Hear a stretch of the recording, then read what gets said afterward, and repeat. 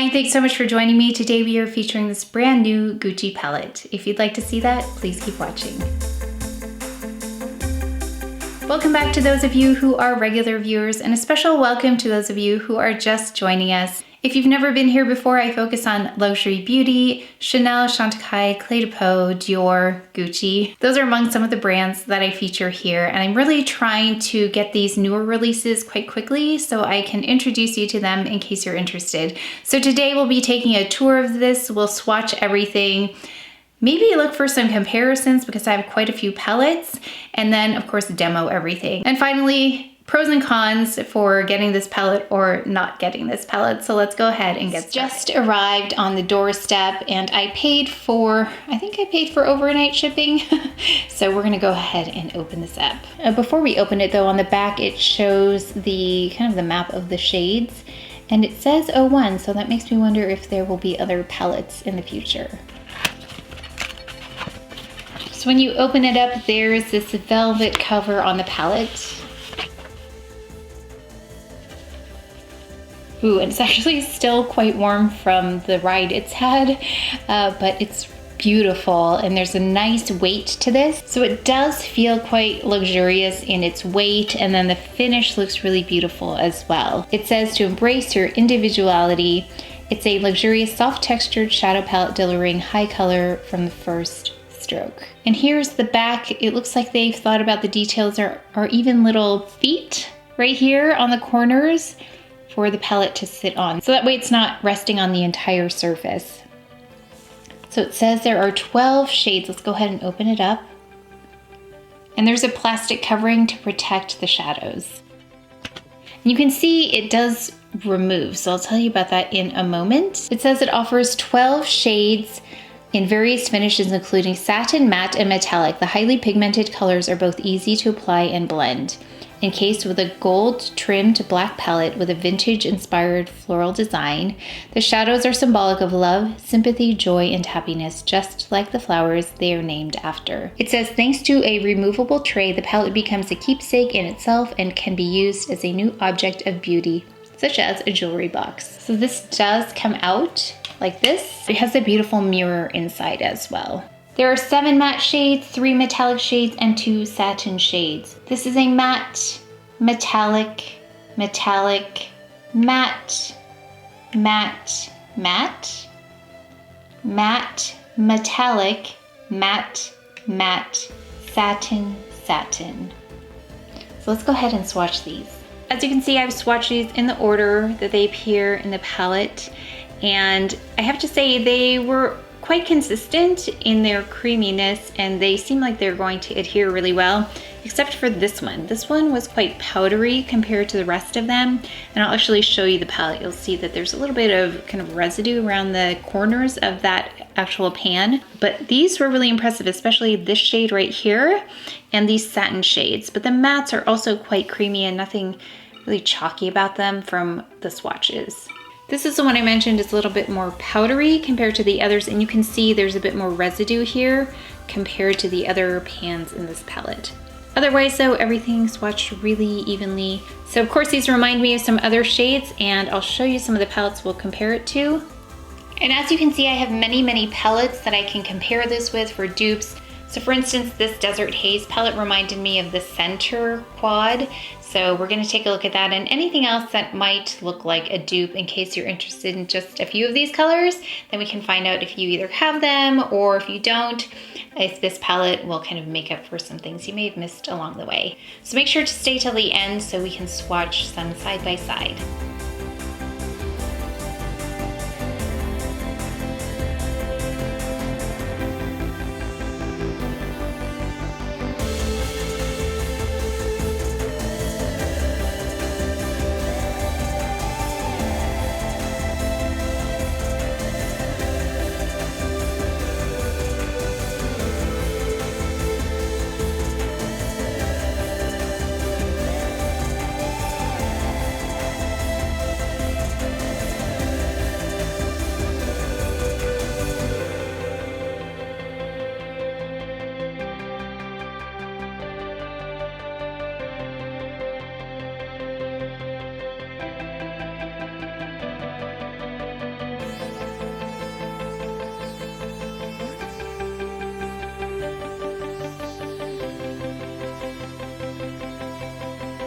And if you're wondering what I used on my lips here, I have on the Chantecaille, where is it?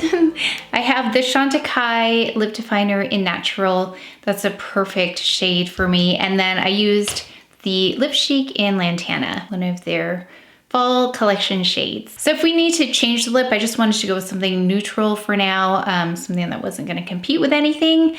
But I also want to show you my arm because I just washed it after I swatched everything.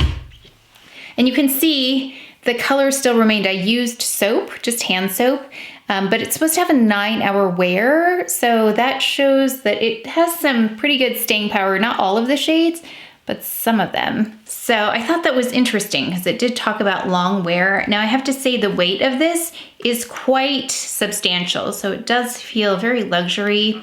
I mean, that doesn't justify the price point, but it does have the weight that you would expect from a luxury product. I thought we would go in something kind of neutral. I saw the looks that they showed on the site, very monochromatic. So we'll start there, but I'm curious about some of the other shades, and I think I'm gonna have to revisit this one more than a few times. So you'll see various looks with this. So make sure you are subscribed in case you'd like to see more looks. But I'm gonna go with the neutral one first, just because that's probably where I would start anyway. I think I'm gonna take this one all over the lid. It's a matte shade. The mirror on this is beautiful as well. It's an oval shape. Let me see if I can show you without reflecting everything. So let's go ahead on the eye. Really smooth going on. I'm not having to work very hard to get that on there. It's quite even.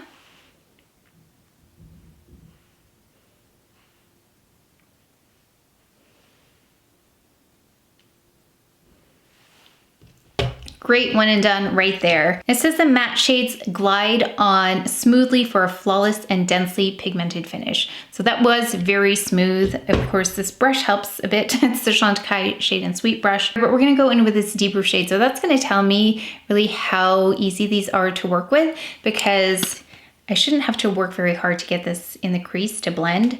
So we're gonna go in with this. It's another matte shade. Just gonna place this here, the crease area. Make sure your lighting stays steady.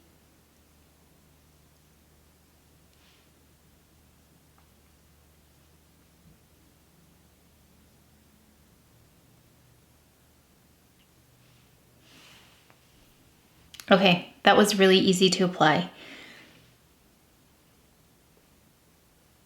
And you can see how dense that is, because I didn't mean to pick up, I just picked up a little bit more, and you could see that it's much more intense over here. So you can see you can build that up quite a bit with not very much at all. I'm going to intensify this side as well.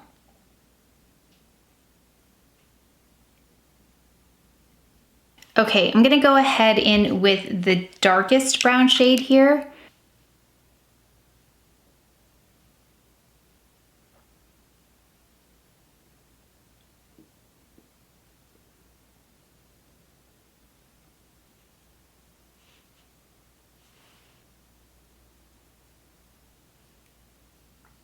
I just took a little bit of this color, that first initial color, and then placed it right here. There's a little bit of fallout from that darkest shade, so let's just sweep that away with my other Shiseido brush. This is my powder version. I have one for foundation. Let's add this shade right here. I want to see how the satins do. I'm going to add a little bit just to my eyelid. Right here is kind of a transition between these two. Okay, and then let's add a little bit of color. So let's take that plum shade in the satin, and then we're gonna place that on the, like a further out.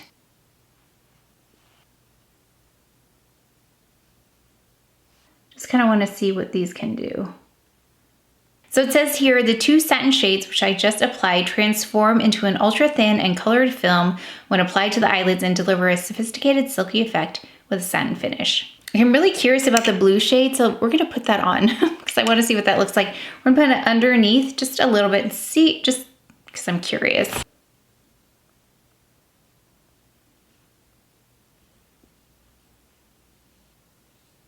Okay, I was just curious about the blue. We'll see if we'll keep it there, but I'm kind of just experimenting because there were so many colors here. That's why I get a little bit overwhelmed with larger palettes, because I kind of want to try them all, but I know they don't all need to go on your eye at one time. So we're gonna do this. Let's go in, because they can be used wet or dry. We're gonna go in with this metallic purple color and try and use it as an eyeliner. So I'm gonna take this eyeliner brush by Chantecaille, and I just picked up some of it. I'm gonna use a little bit of rose water by Chantecaille and spray it. And then let's apply this as an eyeliner.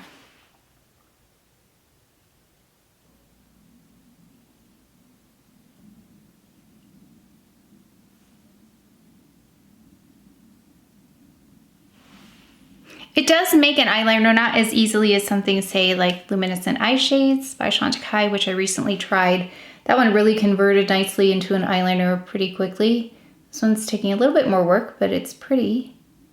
Okay, and then I'm gonna add a little bit of, just because I wanna see what this looks like, that more powdery color on the lid. It's definitely more powdery than any of the other shades.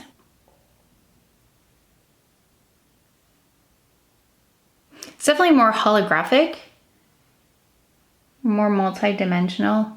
Lots of colors happening there. Okay, I'm just gonna even up this side with what I did over here, add some mascara, and then let's talk about this palette. These colors are quite wearable. As you could see, I applied so many of the shades on one small area, and they all worked really nicely together.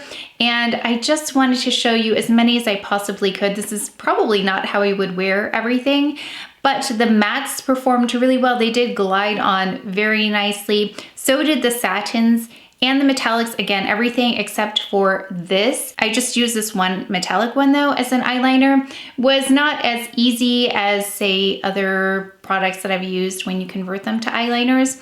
So it didn't have the intensity of an eyeliner, but you can definitely do that. It was nice and soft, but I would love to try some of the other shades. So this was just a first impression, and I actually made a pros and cons list, which I left over there. So I thought quite a bit about this, some pros and cons for this palette. Pros about this is that you have various finishes. You have mattes, satins, and more shimmery colors, or they call them metallic, but they're really quite smooth. There's nothing glittery in there. It's a very wearable metallic, and those of you who know me know I don't really like shimmery shades, but I would wear these metallics quite easily. I would love to try this one out a little bit in the future just to see what that looks like. But I did add a little bit of that metallic right here in the corner, and very wearable, nothing distracting in there. There May Be Dupes is one of the cons that I thought of, although I have to say I didn't find that many. So I'm gonna show you the cutaway right now of me trying to find dupes of these shades, because although they look quite common or things you've seen before, they're not things that I have. Now, I don't have the very large palettes that some people have. They might find more dupes in there, but the little quads from Chanel or Charlotte Tilbury or the quints from Dior, I wasn't able to find anything really exactly the same. So let's go ahead and take a quick look. This is Charlotte Tilbury's Desert Haze, and I swatched them side by side. And right here you can see those two shades from the Gucci palette, and then these are the similar shades in the Desert Haze and then that deeper brown. So they are not exactly the same.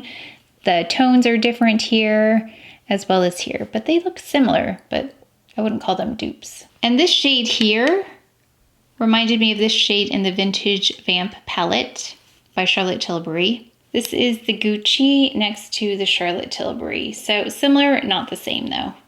And then you can see what was left over after I washed my arm. That's from the initial swatch.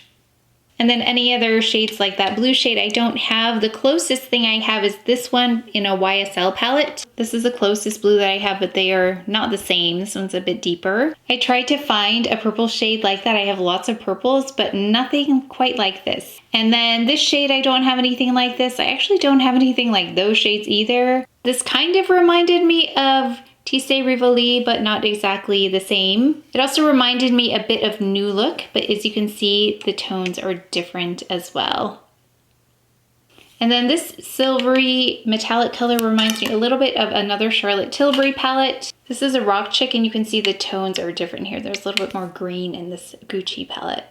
And I was surprised to find with all my neutral matte palettes, I don't actually have anything like this. I have some similar, but not this same tone. The closest shade I have is in the Sophisticate palette by Charlotte Tilbury, but you can see not the same.